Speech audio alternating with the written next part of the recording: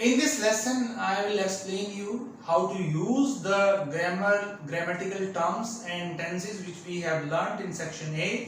Section A में जो भी हमने सीखा है, जो भी टेंसेस सीखे हैं, जितनी भी ग्रामर सीखी है, means non action sentences, use of have, there, उन सब का हम कैसे यूज कर सकते हैं, कैसे आप उनको ट्रांसलेशन करते हुए उनको यूज कैसे करना है, उसके बारे में आपको बताएंगे कि कैसे आप उनको अच्छे से सीख सकते हैं. If you have to write on a topic, suppose you have to write on my best friend or my ideal, visit any place, if you have to write and how to get when, how to use those, means कैसे आपको करना चाहिए, वो सारी चीजें आपको बतानी है. means how to write on a topic. It is very much important how to write on a topic. किसी भी टॉपिक पे कैसे आपने लिखना है और how to translate, you can से.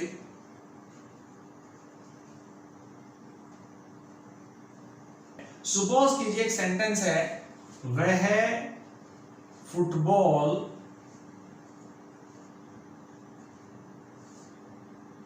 खेलता है. ये सेंटेंस है. मान लो मैं तुम्हें पढ़ाता हूं.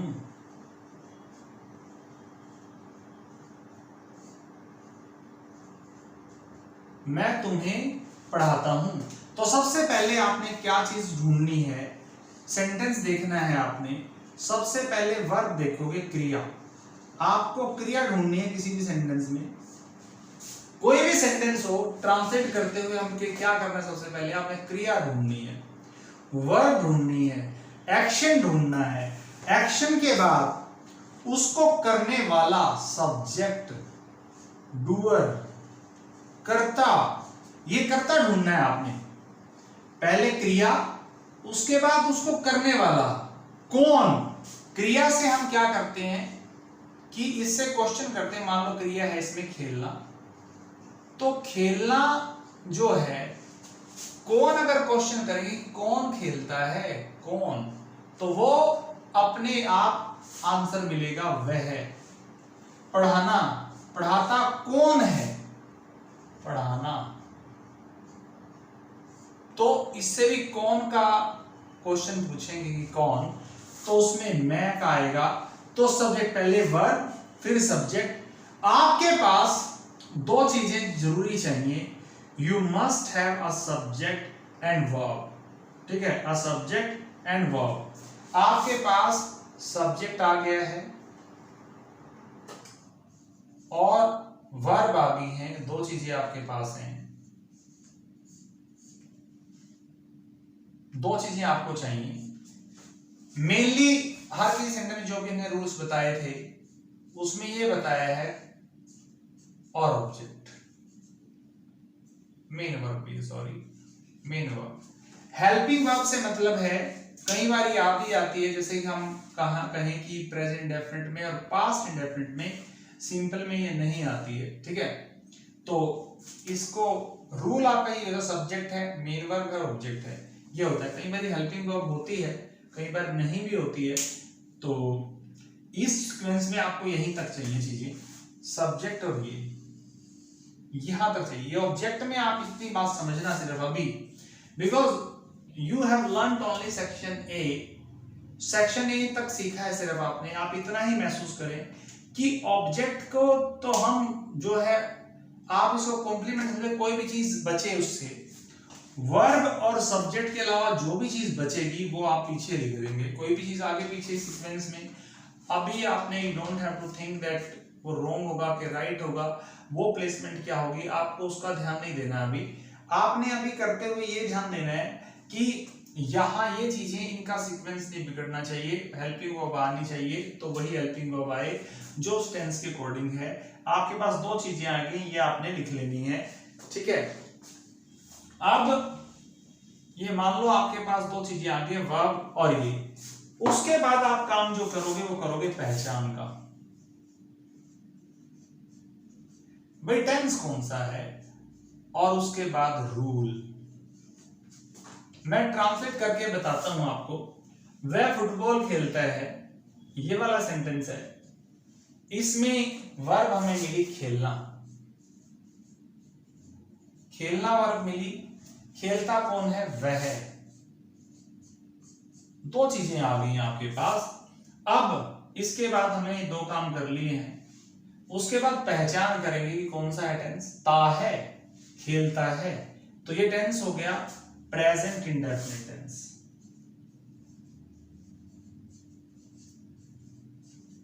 प्रेजेंट इंडेफिनिट टेंस आ गया ये। इसका रूल, उसके बाद रूल, ऐसे करना है आपने हमेशा, ये रूल ये ध्यान करना है। उसके बाद रूल लगाएंगे। रूल है सब्जेक्ट, अगर रूल आपको याद है, फॉर्मूलाज अगर आपको याद है तो आप कर पाओगे। उसके बाद ऑब्जेक्ट, ही सेंटेंस है, ही प्लेज, प्लेज एस आएगा क्योंकि ही शी के साथ एस आता है। अगर आपको रूल आते हैं तभी आप इसको समझ पाओगे। ही प्लेज फुटबॉल,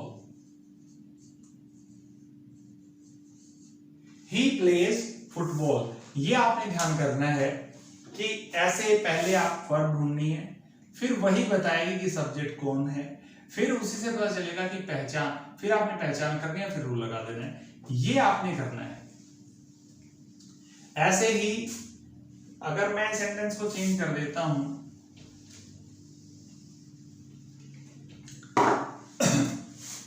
मैंने तुम्हें पढ़ाया, मैंने तुम्हें पढ़ाया। सबसे पहले पढ़ाना वर्ब है, पढ़ाना, ये देखो ना, पहले वर्ब देखनी है, कोई भी सेंटेंस है वर्ब देखनी है, पढ़ाना। उसके बाद पढ़ाने वाला कौन, सब्जेक्ट आएगा, सब्जेक्ट हो गया आई मींस मैं, ठीक है। और अब उसके बाद पहचान, पहचान कौन सी है, present past indefinite, past indefinite tense है। इसमें रूल कौन सा लगेगा, फिर ये ध्यान करना है आपने, subject second form object. Means rules, आप रूल जो है वो आपके माइंड में फिक्स होने चाहिए, आपको रूल आने चाहिए। रूल आने के बाद ही आप ट्रांसलेट कर पाओगे, ट्रांसलेट कर पाओगे तो आप किसी टॉपिक पे लिख पाओगे, नहीं तो आप लिख ही नहीं पाओगे। तो subject second form, I taught, I taught you, ये ऑब्जेक्ट है। आई टॉट यू, पहले सब्जेक्ट के हमने आई लिखा, फिर टीच की सेकंड टॉट और फिर यू। ये ऐसे आपने ट्रांसलेट करना है किसी भी सेंटेंस को। सबसे पहले वर्ब देखनी है, उससे पूछना है कि क्या कौन उस काम को करता है, तब पता चलेगा आपको कि कौन सा उसमें सब्जेक्ट और वर्ब, दो चीजें आ जाएंगी, बाकी चीजें बच जाएंगी, उनको आप पीछे लिख दोगे ऑब्जेक्ट में, समझें, ठीक है ना। ऑब्जेक्ट हम आपको क्लियर करेंगे जब हम आपको पैसिव कराएंगे। अभी आप इस बात को समझें कि कोई भी चीज, क्योंकि अभी जितने भी सेंटेंस आपने बनाने हैं वो सारे सेंटेंस जो हैं एक्टिव में होंगे, वो सब सब्जेक्ट से शुरू होने वाले होंगे, वैसे ही आपने करना है। अब मैं कुछ चीजें आपको बताता हूं जो सबसे जरूरी चीज है। हमें सब्जेक्ट का कुछ पहचान होनी चाहिए कि सब्जेक्ट क्या होता है। सब्जेक्ट की पहचान बहुत जरूरी है कि करने वाला सब्जेक्ट, हमें पता होना चाहिए एग्जैक्टली सब्जेक्ट क्या है, वो वाली चीजें आपको करनी है। एग्जैक्ट अगर आपको सब्जेक्ट पता होगा, एग्जैक्ट वर्ब पता होगी, तभी आप उसको करोगे। तो पहले सब्जेक्ट की बात करता हूं, फिर एग्जैक्ट वर्ब की बात करूंगा। सब्जेक्ट देखिए, राम खेलता है, एक सेंटेंस है, राम खेलता है। इसमें आपको क्लियर हो जाएगा कि राम खेलने वाला है। राम प्लेस, आप इसको आसानी से लिख पाओगे, राम प्लेस।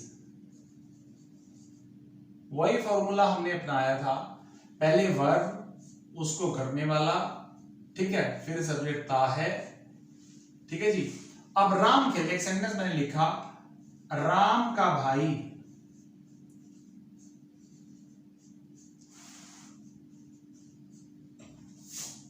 खेलता है।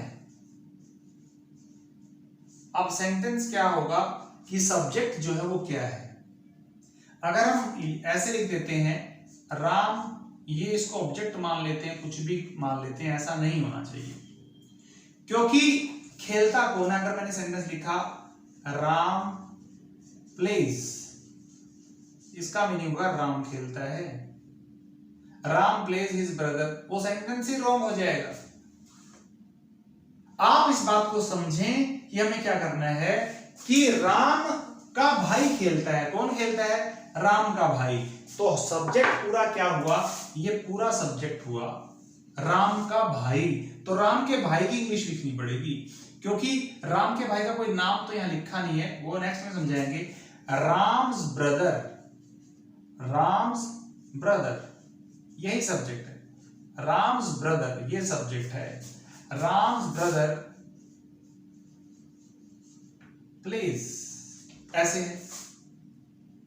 एक और सेंटेंस है जैसे राम का भाई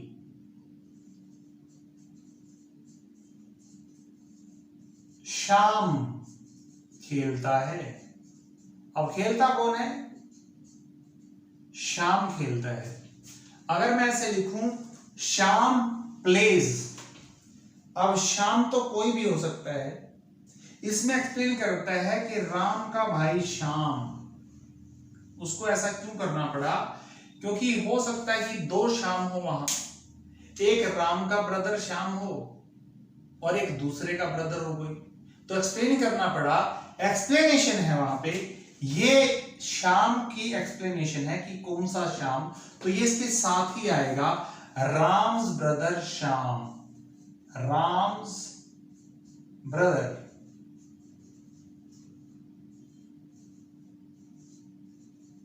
श्याम, ये पूरा है plays. Ram's brother Shyam plays, Ram का भाई श्याम खेलता है। राम्स ब्रदर श्याम प्लेज, भाई राम का जो भाई है वो खेलता है। तो ये आपने समझना है कि कहां कौन सा सब्जेक्ट होता है मेनली, ये ध्यान करना है। एक्सप्लेनेशन कई बार क्या होता है,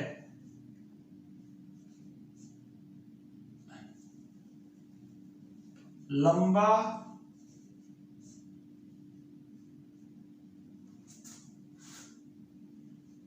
राम का भाई,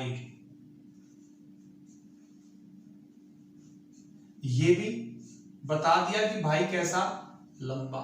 लंबा राम का भाई, काला राम का भाई खेलता है। तो ये पूरा सब्जेक्ट है, आपको इसमें कंफ्यूजन नहीं होना है कि जो सब्जेक्ट है का भाई खेलता है।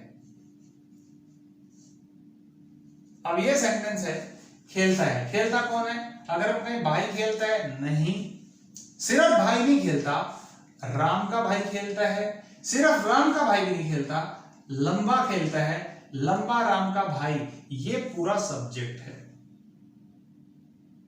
ठीक है। अब एक सेंटेंस और है, हमारे देश में महंगाई बढ़ रही है। फॉर्मेशन सीखनी जरूरी है। बढ़ क्या रही है? महंगाई। महंगाई को एक्सप्लेन नहीं किया, बहुत ज्यादा। अगर मैं कहता बहुत ज्यादा तब एक्सप्लेन होता। हमारे देश में ये अलग है, ये इसके साथ नहीं है। महंगाई को एक्सप्लेन करें बहुत ज्यादा महंगाई,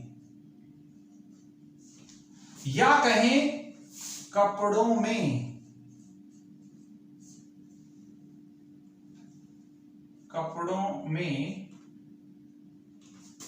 महंगाई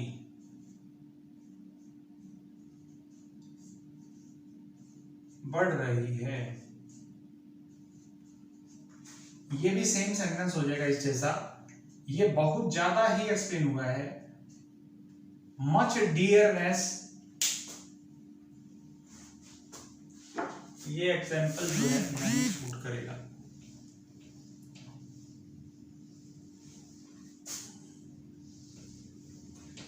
ऐसे ही कोई भी एक्शन हो, मैं खेलने जाता हूं।